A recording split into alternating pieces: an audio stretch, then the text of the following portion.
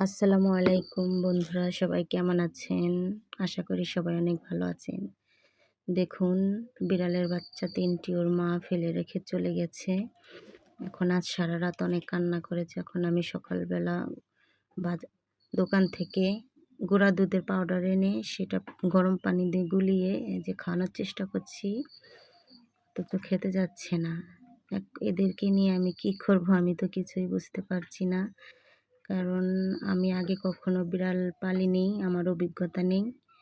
যাদের অভিজ্ঞতা আছে অবশ্যই কমেন্টে একটু জানিয়ে যাবেন যে এদেরকে কিভাবে খাওয়াবো কিংবা কিভাবে কি যত্ন করতে হয়। অবশ্যই সেটা একটু কমেন্টে আমাকে জানাবেন।